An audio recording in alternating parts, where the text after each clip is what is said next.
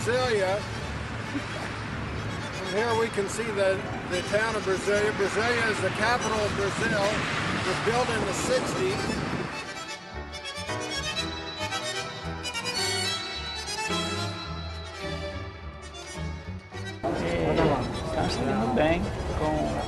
But these be going back to the country for replacement stock, for grazing, or to raise?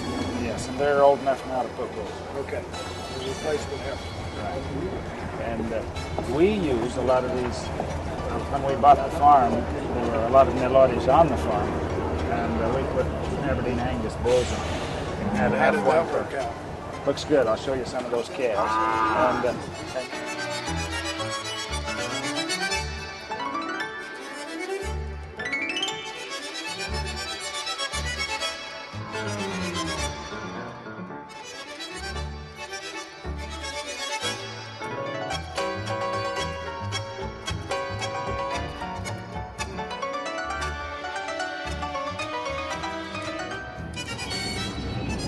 soybeans as far as the eye can see.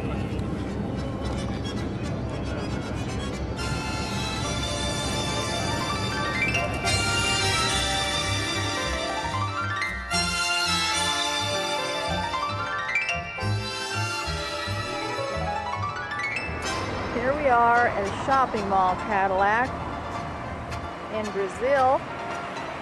It's really cool at night. All these are lit up. Maybe you'd be interested.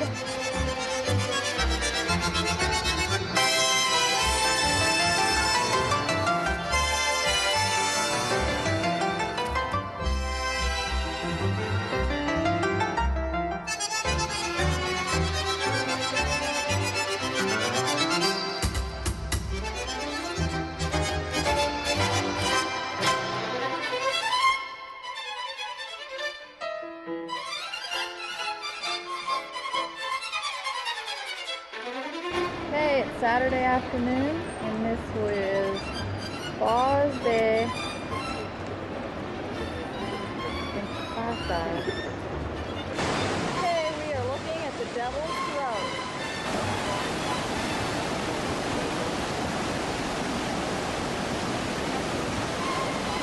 The throat of the devil.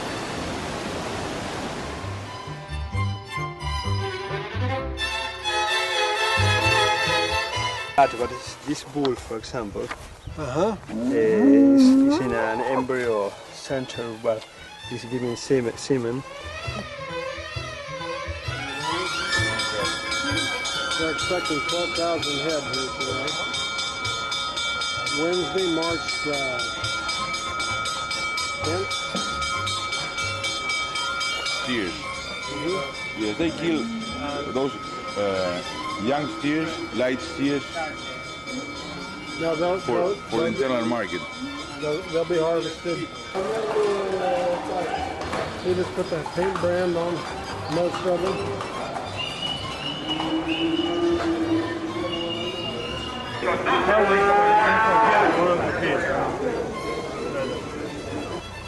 We're here in Uruguay at a very large Hereford ranch.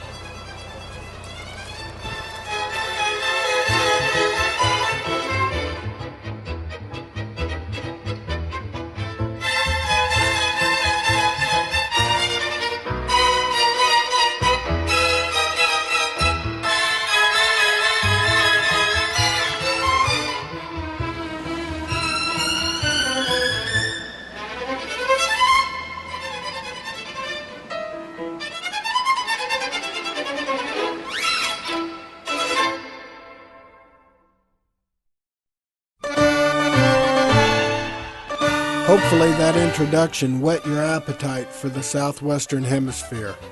Here's our story. Travel to Brazil was a 10-hour overnight plane ride from Chicago to Sao Paulo, Brazil. Fingerprinting of American visitors at Brazilian customs reminds you that you're not in Kansas anymore.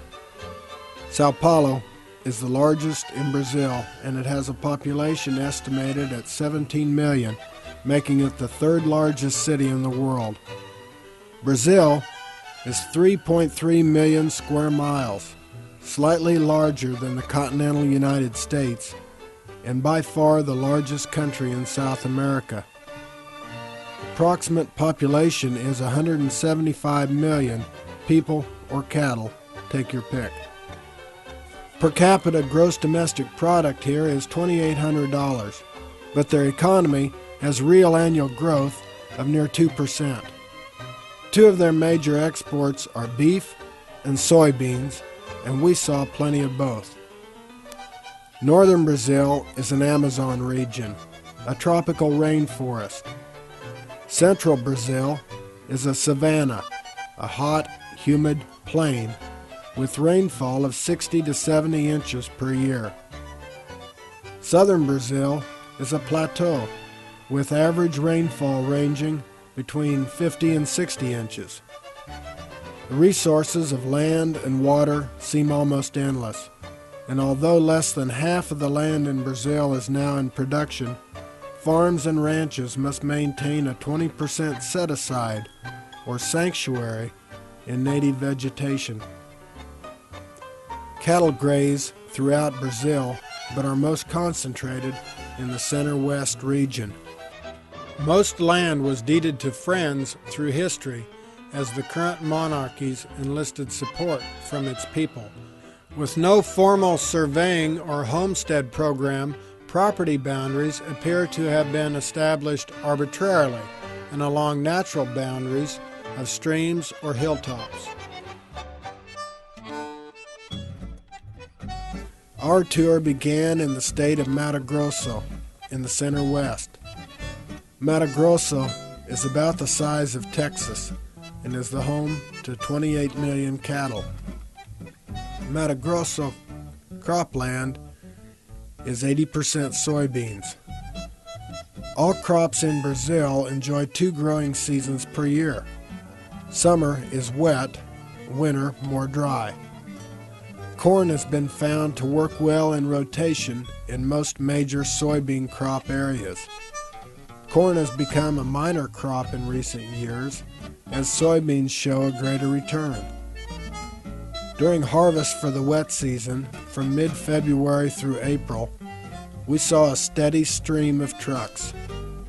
Trucks haul soybeans to processing plants like this ADM processing plant at Rondôpolis. Here they are using 3 bays to dump truck-trailer combinations. These 9-axle combos can legally haul a payload up to 80,000 pounds and be unloaded by lift in 3 minutes. Grain or soybeans too wet for storage are dried with heat from wood-burning furnaces. World-class handling and processing systems are utilized to move and process hundreds of truckloads per day. Soybeans for seed production are also a large enterprise. At Petrovina Sementes, in a higher altitude area west of Rondôpolis, 20,000 hectares, that's 50,000 U.S. acres, produce soybeans for seed. State-of-the-art technology is evident here in the handling and processing capabilities. Seeds are harvested at maximum moisture possible to minimize the field loss and damage. Seeds are dropped gently through this baffled drop into wooden, slat-sided storage bins. Seeds requiring drying are aerated in these tubed aeration bins. Petrovina Sementes works in partnership with Monsanto Corporation on some projects. This is a reflection of the keen global interest in South America's large-scale agriculture. Most land in Brazil needs lime and a lot of fertilizer, phosphorus, and especially potassium. 2-18-18 is used on soybeans, applied to each crop as much as 500 pounds per acre. Cotton is also an important export product. Cooperatives such as this one help buy inputs for their farmer owners, then buy cotton from the farmers. And they use this new gin to gin the seeds and trash out, then marketing the cotton. Transportation becomes increasingly difficult as you travel from the coast to the interior in South America. Farm-to-market transport of products is a major problem.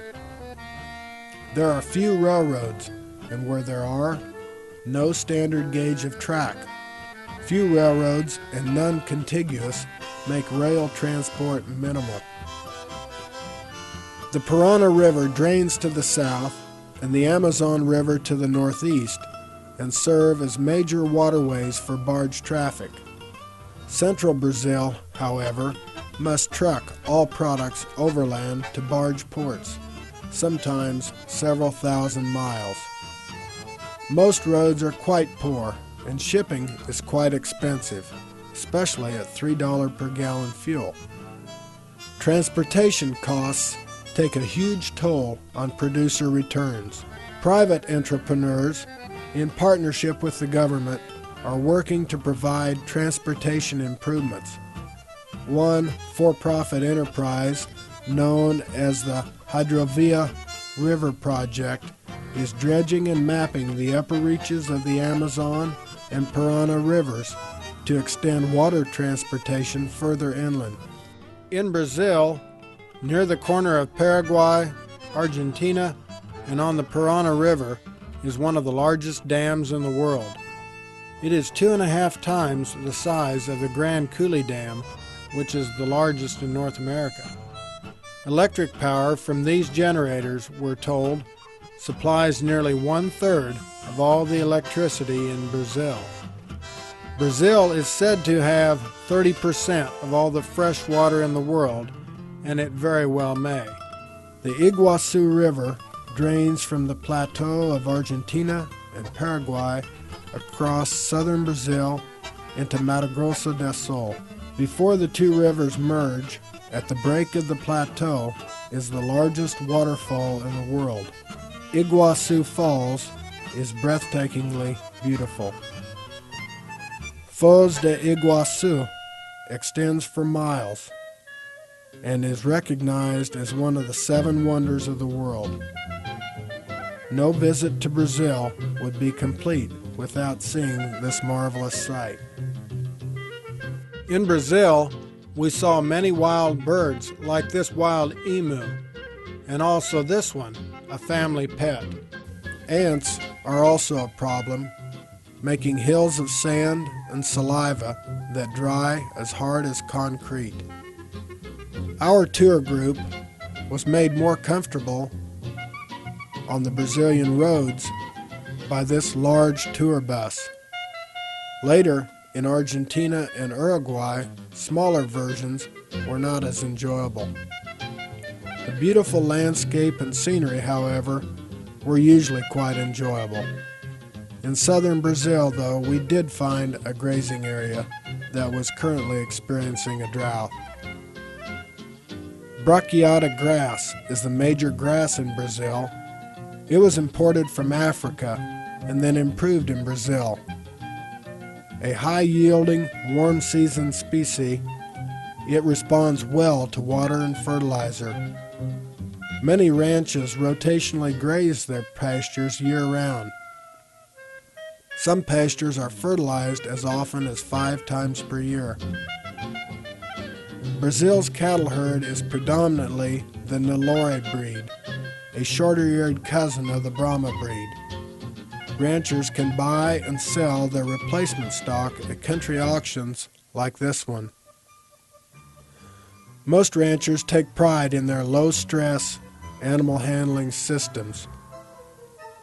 Here is a water tank fed by a pond system from the hills above. Cowboys, however, seem universally individualistic in any hemisphere. Embrapa, the Brazilian counterpart to USDA, is also working on source verification with an individual animal identification initiative. Genetic selection in Brazil currently centers almost exclusively on production and performance traits. Grass-fattened animals are harvested weighing 900 to 1,000 pounds at 2.5 to 3 years of age. We believe this age makes most of the beef tougher. A small producer tax is assessed on all cattle and then repaid at harvest according to the age. This potential premium is designed as an incentive to harvest younger, more tender beef.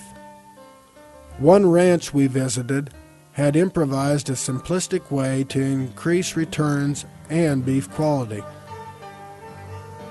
This ranch would harvest corn as silage and pile an estimated quantity in a small grass trap. With a solar-powered electric fence, they improvised a self-feeding system for the 600-pound long yearlings they penned there at the beginning of the dry season. As the mostly intact males would eat their way into the silage beneath the fence would be moved inward to accommodate. When the silage was gone, the cattle were shipped to local processors. This practice increased returns several ways. First, the time on a more concentrated diet increased live and carcass weight. Dressing percent increased from the 53% grass-fattened average to near 57%. And the younger animals earned an age premium in addition to selling at counter-seasonal higher prices. In the past, harvest-ready cattle were bought from ranches by dealers who then resold them to processors. More and more, though, processors purchase animals direct from ranchers who are paid on a hot weight basis. Brazilian processors like Friboi can harvest and fabricate as many as 1,200 head per day in their plants.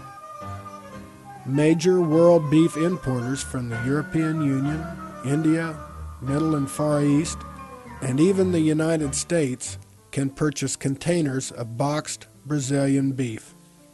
Campo Grande in Mato Grosso and Dourados in Mato Grosso del Sul are the Dodge City and Amarillo of the Brazilian beef industry. They serve as hubs for cattle trade and beef processing. In Campo Grande, population near 500,000, we visited a restaurant that is serving source-verified beef. Beef is contracted from a larger local ranch that utilizes a Brangus Nelore crossbreeding system. Many world markets have been closed to Brazilian beef due to foot and mouth disease. An aggressive vaccination program has virtually eliminated the disease and freed most beef for export. Brazilian beef producers see their destiny as world leaders in beef production. The Brazilian Agricultural Ministry touts their beef as clean and green, a reference to the no hormonal implants or animal byproducts policy there. In 2004, Brazil will lead the world in quantity of beef exported. The climate of Brazil supports other industries such as charcoal, used as a fuel in local manufacturing plants. Eucalyptus trees are cut every 15 years, stacked, and burnt in these brick huts. Mud is chinked in the cracks, lit through the holes, and burns down to charcoal in 3 days. Soccer is the national sport in Brazil. Here, a man prepares a soccer field for Saturday night recreation for the young people in this remote location. Jose Fontoura, pictured second from the right, with his sons and a rancher host, is a career agricultural engineer and the former head and a pioneer in the development of Embrapa as a viable research institution. He was our host while in Brazil. Every effort was made to enhance our stay and experience there. We developed a strong friendship with his sons and spent hours talking, laughing, and teaching each other our native languages. Although generally quite poor by our standards, the Brazilian people seem quite unselfish and service-oriented. A memorable experience occurred to us at this small rural home.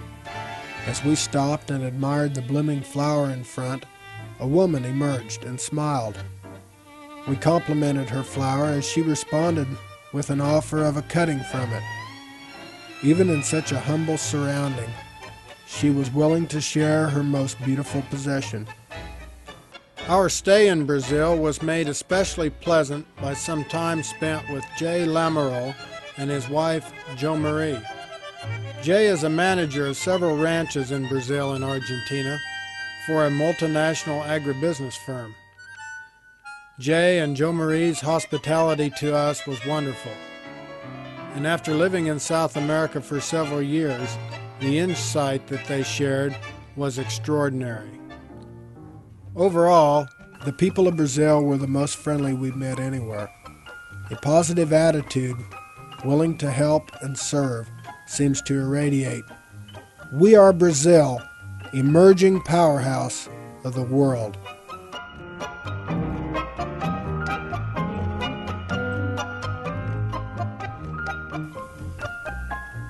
Argentina is the second largest country in South America and in many ways a southern rival to Brazil. Contrasting languages and cultures help create a very competitive spirit between the two countries. Argentina's population is 39 million, mostly on the northeast coast, with over 12 million in the Buenos Aires metroplex alone.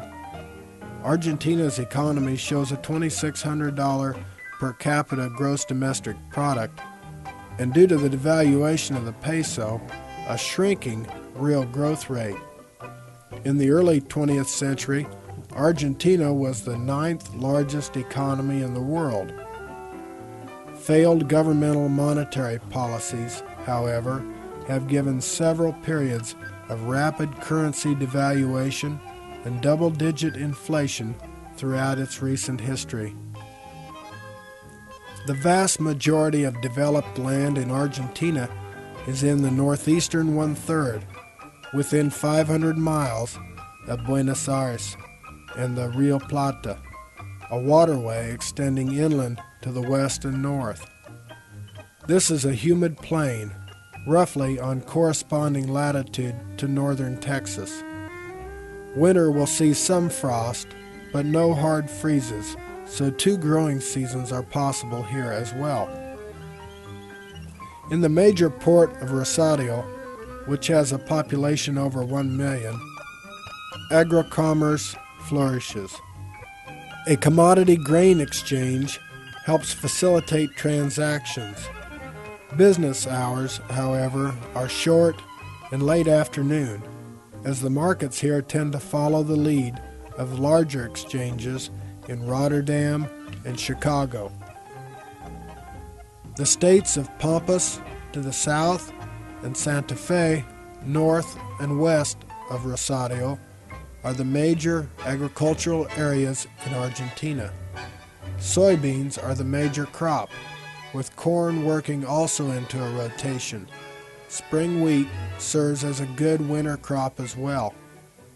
As in Brazil, no-till technology is embraced and widely utilized.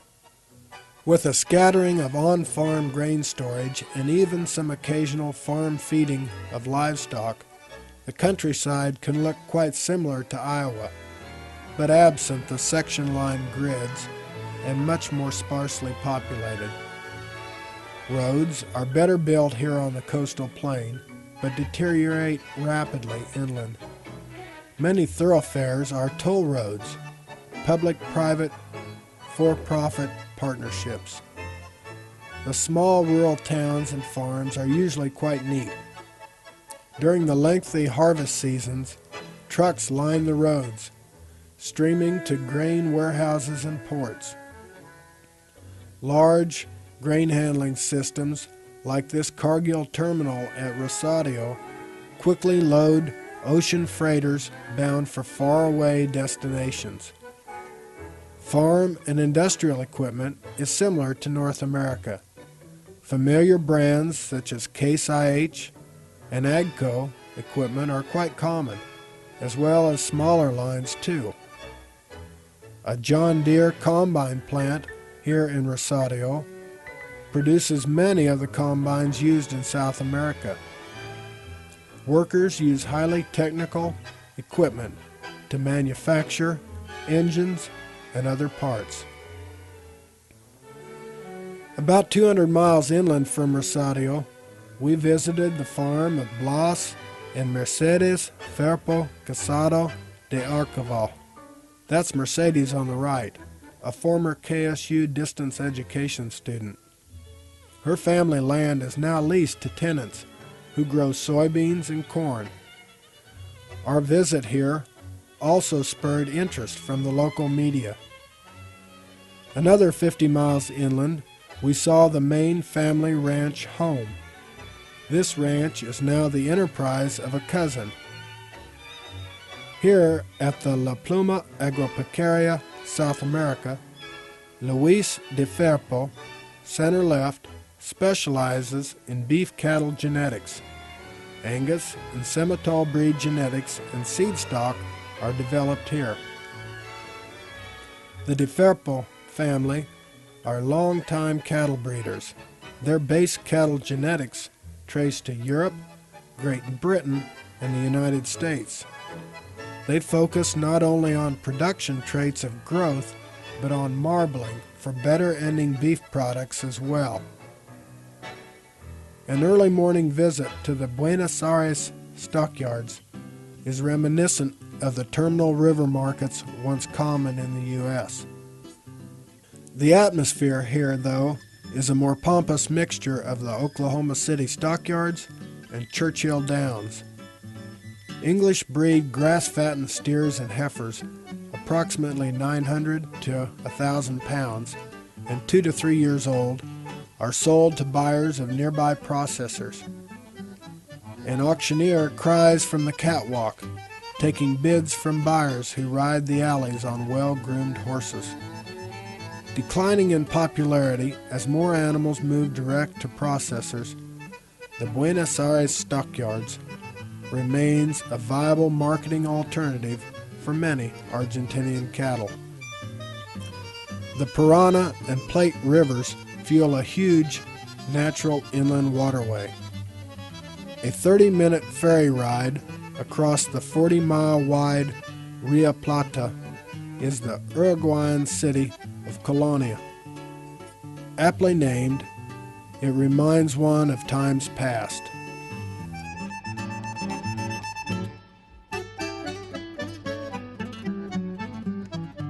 Uruguay has the greatest per capita gross domestic product of any country we visited, at $3,600 US. But it has also seen rapid inflation recently. Uruguay, with a largely rural economy, is home to 5 million people, 10 million cattle, and literally too many sheep to count.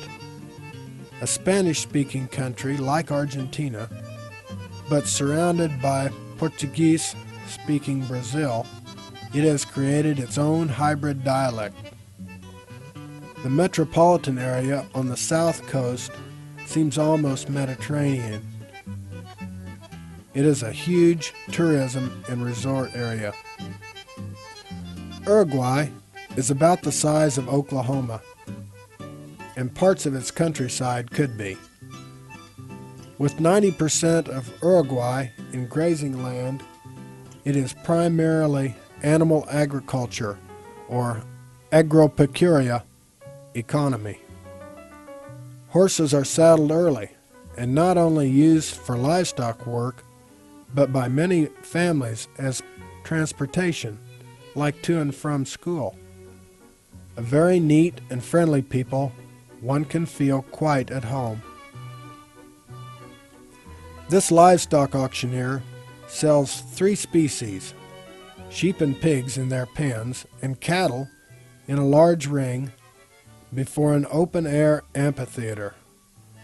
This auction in the town and state of Florida, Uruguay that is, also had the State Cattlemen's Association headquarters and an animal health supply store on the grounds.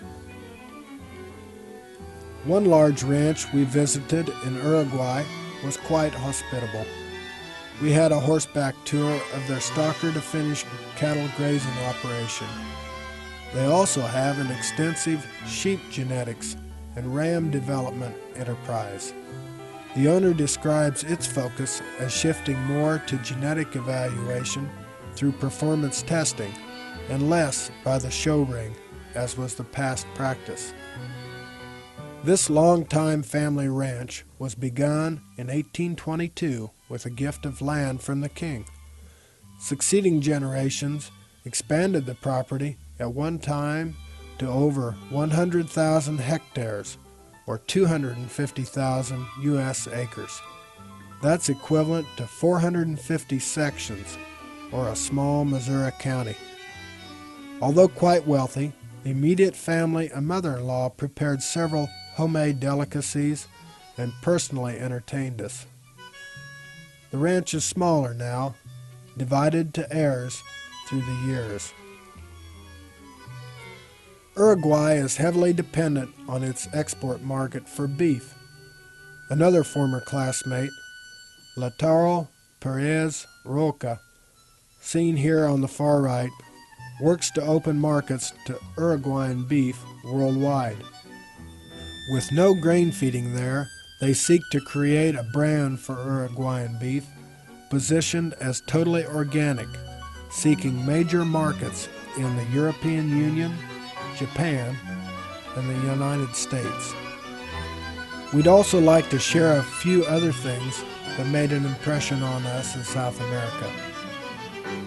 Buenos Aires, Argentina, and later Montevideo, Uruguay, have marvelous architecture. Heavy European influence is evident.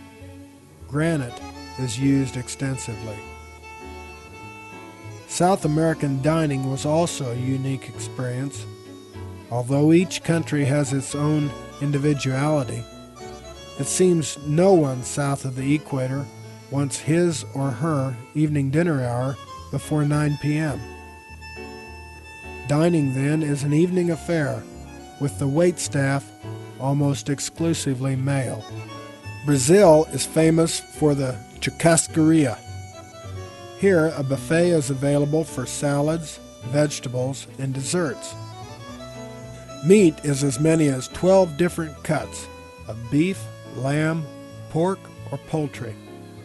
It is served on a sword, some heavily spiced, and sliced to your taste by a crew of enthusiastic male waiters. To be sure, no one leaves hungry.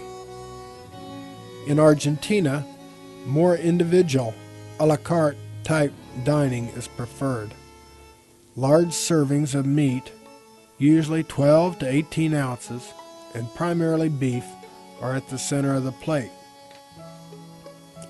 Argentine beef, grass-fattened, but from predominantly British breeding, we thought was noticeably more tender than Brazilian beef and resembled a select-grade steak in the United States. While dining prior to a tango show in Buenos Aires, we enjoyed a 5-inch thick strip loin steak, perhaps firm in texture, but quite delicious. Uruguayans are also proud carnivores. In Montevideo, we saw the most interesting open-pit barbecue. You'll see it later in the program. Uruguayan beef was also delectable, only slightly firmer in texture than our beef at home. The food throughout South America was excellent. In contrast to North American dining, we ate more meat, fruits and vegetables, less starch and sugar, and very few preservatives. Accompanied by a bottle of water, Coke, or beer, dining was quite healthy and affordable. Many in our tour group, and certainly some of our friends at home, have at some time considered farming in South America. Land prices in South America seem quite similar to the United States.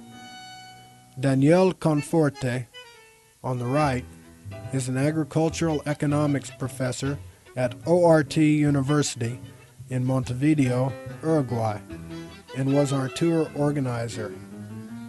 His studies show most land in South America returns about 5% of its market value per year.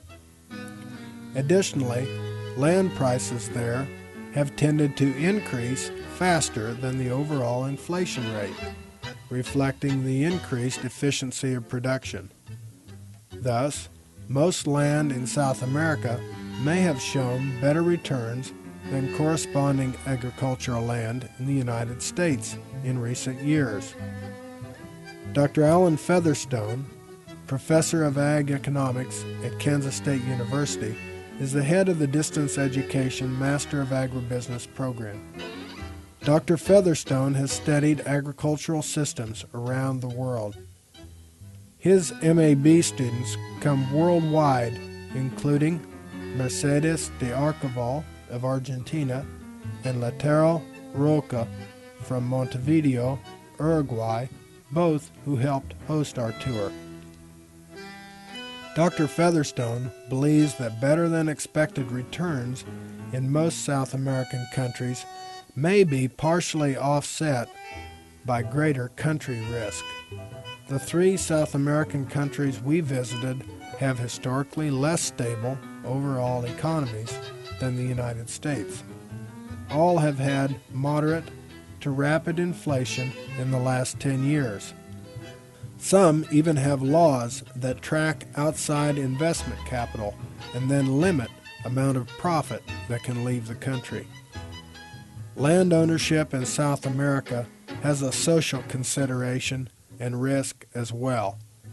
The unstable governments have at times been known to nationalize property. The urban population seems quite crowded in South America. Poverty seems prevalent in some areas. Governmental attempts to alleviate some of this poverty and overcrowding have brought on other situations. In Brazil, with many small political groups vying for power, Brazilian populist reform has instituted an idle land policy. Professional social organizers, who are usually attorneys or paralegals, gather groups of poor from the cities and lead them to makeshift roadside camps. Waiting for a tract of land to be declared unused or idle, they can then homestead up to 6 acres. Few can profitably farm on a 6-acre plot, and most abandon their claims, which sometimes even revert back to the original owner. The social organizer, who received a fee from the land settlers, appears the only one to profit. Overall, we thought producers in South America were progressive and proud of their adaptation of new technologies. Additionally, we sensed a growing interest in marketing of their products. We even saw a keen desire to brand position their commodities according to the country of origin, differentiating according to their prevailing production practices.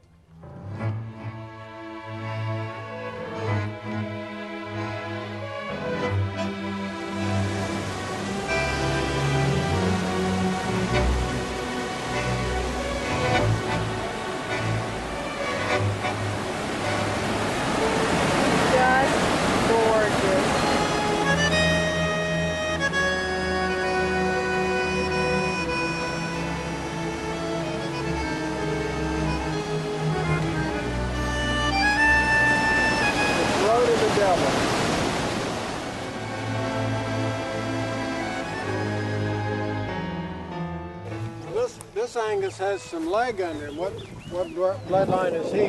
He's a grandson of Lichman right time. Okay. We call him Big Van, and have semen of that bull. My family bought that bull in 1972, more or less. It's a bull born in 1969. Do you use sonogram? Yes, sonogram. But we started just 2 years ago with the sonogram, the ultrasound. We are nowadays producing bulls of frame from 5 to 6, more or less. The month gain was 65 kilos. That's 65 kilos per month in 30 days? During the last month, 30 days. That's 5 pounds a day. Wow. Almost 4.5 to 5 pounds. Well, I think you're really going to like him.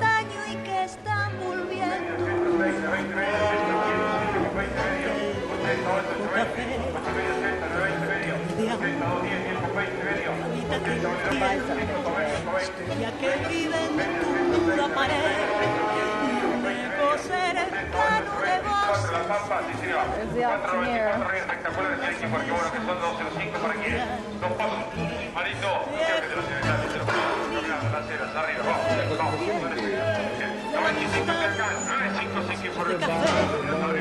En este sur de hoy, la madre vive igual y un duende nos recibe en el umbral. Viejo tonto. Built in 1890. Absolutely fantastic. We had tea after we rode, cake, sandwiches. Vive sin decir adiós. Se me hace que escucho cantar a Carlitos desde esta bodega que vuelve a vivir. Here for the whole day. Absolutely fervor de la peña, llegando hasta aquí. De ahora, joven y antiguo, con algo de templo, de posta y de bar, azul recalada si el fuego es el mismo. ¿Quién dijo que acaso no sirve soñar? Viejo Tortoni, refugio fiel de la amistad junto al pocillo de café. En este sótano de hoy la magia vive igual y un duende nos recibe en el umbral. Viejo Tortoni, en tu color es tan quinquela y el poema de Tuñón y el tango aquel de Filiberto, con vos no ha muerto, vive sin decir adiós.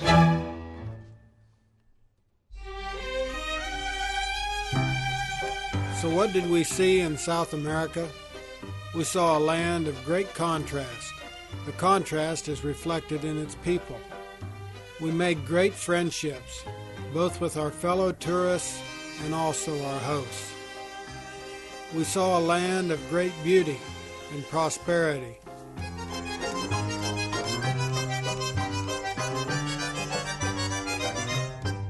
A very happy and proud people, and a land with enormous production capability. This is how our new friends and the people of Brazil, Argentina, and Uruguay see their country. They see their land with world-class technology and training. Their economy is heavily dependent on agriculture, and even in paradise, it can be influenced by cyclical phenomena such as drought. The greater enemy, though, of the South American production machine is likely their own government. With no other industry to carry the load of necessary government services, export taxes and other selective tariffs cut into producer returns. And as a democracy should be, one man has one vote. This makes for a strong populist movement that can sway policies to also support peasant agriculture, however inefficient those policies may be.